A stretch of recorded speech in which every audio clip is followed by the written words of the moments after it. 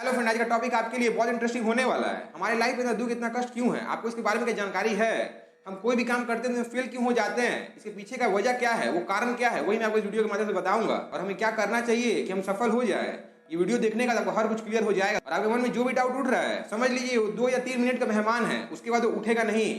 तो चलिए अपने देरी के वीडियो को स्टार्ट करते हैं। आज का स्टोरी बहुत ही सिंपल होने वाला है। एक ऋषि मुनि का कहानी मैंने लिया है। बहुत समय पहले की बात है, एक गांव में पूरा सूखा पड़ा हुआ था। कई वर्षों से बारिश नहीं हुई थी। इतना सूखा पड़ा हुआ था कि मिट्टी तक फट गया था। गांव में जितने भी पेड़ पौधे थे सब सूख चुके थे।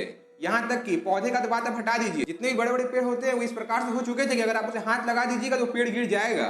इतना कमजोर हो चुके थे, भीतर से पूरा मर चुके थे। ऐसा अकाल पड़ा हुआ था। उस ऋषि मुनि के मन में आता है, नहीं हमें कुछ करना चाहिए, नहीं तो ये गांव बचेगा नहीं।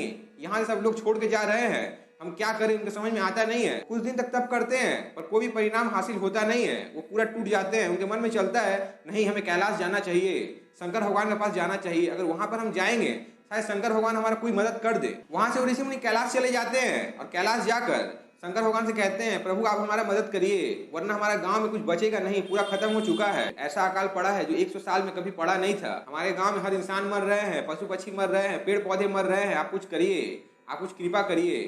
शंकर भगवान कहते हैं, मेरे बस में कुछ नहीं है, वहां पर कुछ दिन तक अकाल रहेगा। आप यहाँ से जितना पानी लेकर जाना चाहे आप लेकर जा सकते हैं, पर इसके अलावा मैं कुछ कर नहीं पाऊंगा। क्योंकि जैसे कि इंसान के नसीब में जो लिखा रहता है उसे पलट नहीं सकता है, ठीक उसी प्रकार से वो जो गांव है उस गांव में भी सूखा पड़ना लिखा हुआ है। कोई कुछ नहीं कर सकता है। हाँ, मैं आपका हेल्प कर सकता हूँ, आप जितना पानी चाहे हमारे कैलाश से लेकर जा सकते हैं, पर इसके अलावा मैं आपको कोई हेल्प कर नहीं पाऊंगा। ये सब साइड में खड़े होकर गणेश भगवान सुन रहे होते हैं। जैसे ऋषि मुनि वहां से निकलते हैं और सामने के कुंड में जाकर स्नान करके पानी ग्रहण करके अपने कमंडल में थोड़ा सा पानी ले लेते हैं। पर एक बार आप सोच के देखिए, ऋषि मुनि के पास में कमंडल के अलावा और कुछ होता नहीं है पानी रखने के लिए। ज्यादा से ज्यादा 400 से 500 ml पानी हटेगा, उससे ज्यादा पानी हटेगा नहीं। उतना ही पानी लेकर वहां से वो निकलते हैं। जैसे ही जाने लगते हैं गणेश भगवान सामने आ जाते हैं और कहते हैं, मेरे पापा के पास में जो भी आता है यहाँ से हंसते हंसते जाता है, आप यहाँ से दुखी होकर क्यों जा रहे हैं? तो ऋषि मुनि सब बात कहते हैं और कहते हैं कि आपके पिताजी ने कहा है वो कुछ कर नहीं पाएंगे। उन्होंने कहा यहाँ से आप जितना पानी लेकर जाना चाहे लेकर जा सकते हैं, पर वो कुछ नहीं कर पाएंगे, इसीलिए मैं यहाँ पर थोड़ा सा पानी लेकर जा रहा हूँ। तो गणेश जी कहते हैं, इतना सा पानी में पूरा गांव कैसे पी पाएगा? तो ऋषि मुनि कहते हैं, मैं कुछ कर नहीं सकता हूँ, ये पानी मैंने अपने लिए लिया है, लेकर जा रहा हूँ, जब तक चलेगा मैं चलाऊंगा। गणेश जी को बहुत खराब लगता है, उनके मन में दुख आता है। ये कहने का ऋषि मुनि वहां से चले जाते हैं और गणेश जी के मन में कुछ चलता है। वो पिताजी के पास जाते हैं और कहते हैं, पिताजी आपने उनका हेल्प क्यों नहीं किया? तो शंकर भगवान कहते हैं, मैंने उनका हेल्प इसलिए नहीं किया क्योंकि वो सिर्फ अपने बारे में सोच रहा था। उनके मन में सिर्फ अपना भावना था। वो ये नहीं सोच रहा था कि गांव को कैसे संभाला जाए। उसको अपना कष्ट पहले दिखाई दे रहा था, इसीलिए मैंने उसका हेल्प नहीं किया। तो गणेश जी कहते हैं, ऐसा कैसे हो सकता है? इतना सुनते ही शंकर भगवान कहते हैं, अगर तुमको विश्वास नहीं है तो तुम जाकर उनका परीक्षा ले लो, तुम्हें हर कुछ पता चल जाएगा। तो गणेश जी कौवा का रूप लेकर उस ऋषि मुनि के पास चले जाते हैं और ऋषि मुनि जहाँ अपने गांव में बैठे हुए हैं उस पेड़ के ऊपर जाकर वो बैठ जाते हैं।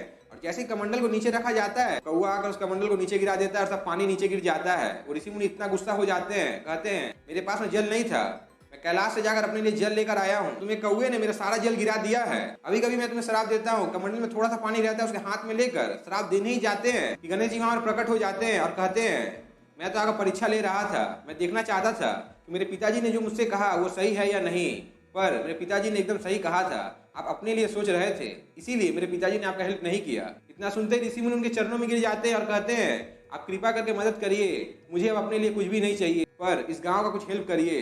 अब मैं अपने बारे में नहीं सोच रहा हूँ, यहाँ पे लोग मर रहे हैं, पौधे मर रहे हैं, आप कृपा करके कुछ करिए, अब आपका ही सहारा है। गणेश जी को उनका भाव पता चल जाता है, क्योंकि वो तो स्वयं भगवान है। जैसे ही गणेश जी मुस्कुराते हैं, लहरों का आवाज सुनाई देती है और देख रहे हैं नदी कई वर्षों से सूखी हुई थी, उस नदी में जल का आवाज आ रहा है और इतना जोर जल आता है, नदी पूरा पानी से भर जाता है और पूरा गांव हरा भरा हो जाता है। सो फ्रेंड, मैं आपको इस कहानी के माध्यम से बस इतना ही समझाना चाहता हूँ। आप हमेशा अपने बारे में सोचते हैं, आपके मन में चलता है हमें बस अपना देखना है, इसीलिए आप अपने लाइफ में सक्सेस हो नहीं पाते हैं। और 95% केसेस में यही होता है। और अगर आपके सामने थोड़ा सा खुशी आ जाती है तो आपको घमंड हो जाता है, आपको लगता है आप यहाँ के बादशाह बन चुके हैं। इसीलिए जो भी खुशी आपको आती है, आपको टेस्ट लेने के लिए ही तो आई है, देखने के लिए आई है कि आप कैसे उसे इस्तेमाल कर रहे हैं, इससे ज्यादा कुछ भी नहीं। और आपके मन में जैसा भावना रहता है उससे निर्धारित होता है कि आपको वो सक्सेस मिलेगा या नहीं। और 95% केसेस में वो सक्सेस आपको मिलता नहीं है। मैं आपको इस वीडियो के माध्यम से यही कहना चाहता हूँ, इस दुनिया में कोई भी इम्पॉसिबल होता नहीं है, हर कुछ एक समय के बाद जाकर पॉसिबल हो जाता है। आपको बस उसे तैयार करने की जरूरत है, अपने आप को बिल्ड करने की जरूरत है। आप सोचते हैं हमें कुछ करना नहीं है और सक्सेस हमें मिल जाए, कभी कभी देर हो जाती है, हमें ऐसा लगता है नहीं ये हमारे लिए बना नहीं है, पर एक बार आप सोच के देखिए, अगर आपके लिए वो काम बना नहीं होता तो आपने उस काम को शुरुआत क्यों किया होता। इसीलिए मैं आपको ये कहना चाहता हूँ, सक्सेस होने के लिए सबसे पहले आपको लालच त्यागना पड़ेगा। आपको ये सोचना भूलना पड़ेगा कि मुझे अपने लिए करना है, नहीं, आपको ये सोचना पड़ेगा मैं जो भी करूं उससे औरों का कल्याण होना चाहिए। अगर औरों का कल्याण नहीं हुआ तो आपका कल्याण कभी होगा नहीं, क्योंकि इस दुनिया में कुछ लोगों को थोड़ा सा में संतुष्टि मिल जाता है और उतना सा लेकर वो अपना पूरा जीवन निकाल देते हैं। पर कुछ लोग बहुत कुछ पाने के चक्कर में पूरा दुनिया को हासिल करना चाहते हैं, पर उनके मन में कभी ये नहीं चलता है कि हमें दूसरों को देखकर जेलसी करना है, उनसे ये छीन लेना है तभी हमें मिलेगा। उनका मन में ये थॉट होता ही नहीं है। उनके मन में एक ही थॉट होता है, हमें जो भी चाहिए खुद का चाहिए, अपना मेहनत वाला चाहिए। जो लोग दूसरे के प्रति अच्छा होना रखते हैं वो लोग इस दुनिया पर राज करते हैं।